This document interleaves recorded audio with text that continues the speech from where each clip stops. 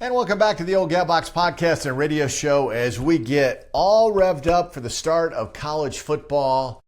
Week 0 coming up on Saturday. All this brought to you by Casa de Campo, our great friends in the Dominican Republic.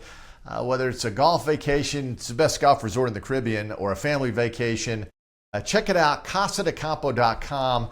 And I should tell you, Pete Dye, who designed the 4 courses there, Teeth of the Dog was his favorite. The Hall of Fame golf course architect. Jerry Pate is doing a facelift right now on the golf course. It will reopen in December.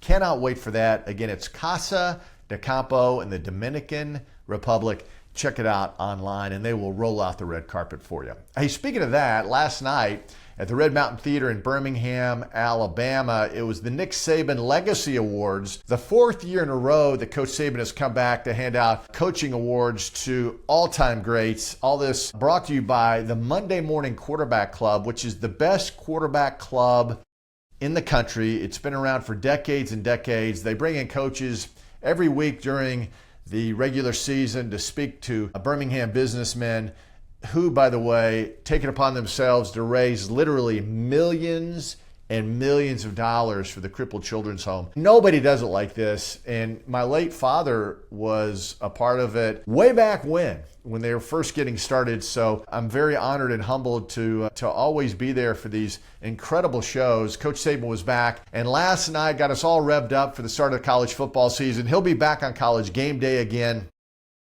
He's excited about Coach DeBoer's second season at the University of Alabama, and last night he honored with naming Pat Dye, the late great Auburn head coach, the legendary coach, a winner of the Nick Saban Legacy Award. Pat Dye Jr. was there to accept on behalf of his dad. Very emotional as Pat Dye Jr. talked about his dad and how his dad loved Coach Saban, and Coach Saban obviously very fond of Coach Dye. And also honored last night was David Cutcliffe. Coach Cut now works for the Southeastern Conference, but back in the day, he was the quarterback guru at the University of Tennessee under Philip Fulmer. A guy named Peyton Manning came and was the quarterback for Coach Cut, and then Coach Cut became a head coach at Ole Miss, recruited Eli Manning, who set all sorts of passing records there, and then went to Duke University, where he took over a program that was really the laughingstock of college football, and he brought it back to respectability, where Duke suddenly became an annual bowl participant. Great stuff last night in downtown Birmingham. Always fun to see Coach Saban, and always fun to see a lot of familiar faces from the Monday Morning Quarterback Club. Can't say enough about the job, the outstanding job that these gentlemen do, and it gets us ready for college football, which, by the way, kicks off on Saturday. They're calling it Farmageddon. Dublin, Ireland hosts this game. Why they have to go all the way to Ireland to play college football, I do not know, but it's Iowa State, 22nd in the preseason rankings, against Kansas State, number 17.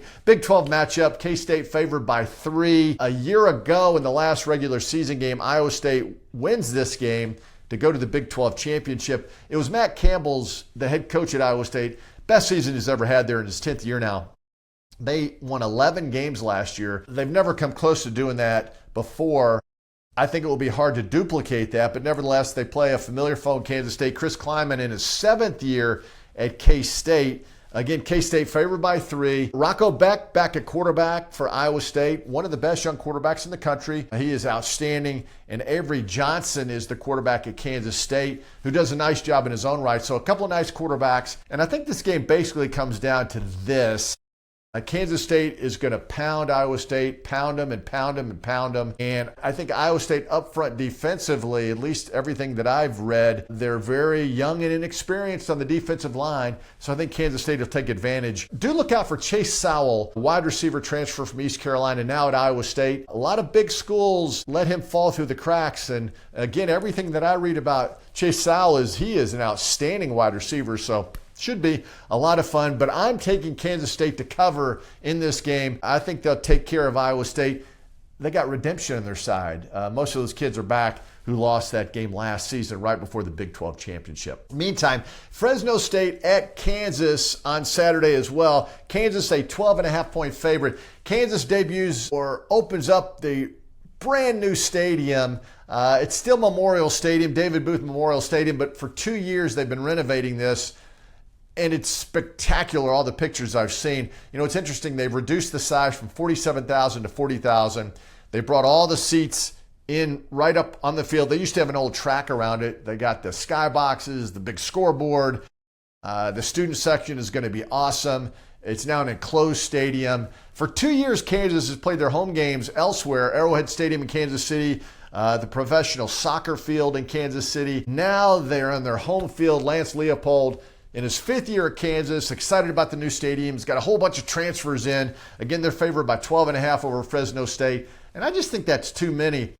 If you keep up with Fresno State, they're a thorn in the side of virtually everybody they play. They're a good football program. E.J. Warner is the quarterback now at Fresno State. That's Kurt Warner's kid. Quarterback just like his dad.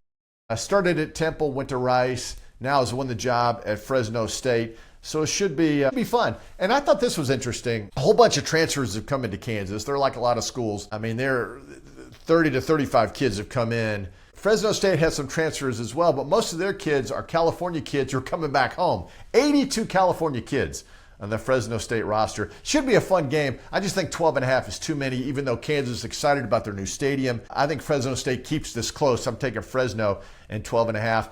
And finally, I thought this was an interesting game. Conference USA, Sam Houston State and Western Kentucky. This is in Bowling Green, Kentucky. Western Kentucky, a 10.5-point favorite. A year ago, Western beat them 34-14.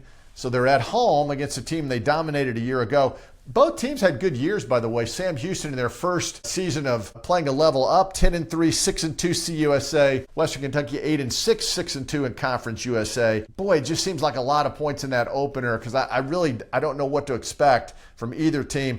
But the over-under was 61. And I just got to believe it's not going to be like this offensive explosion.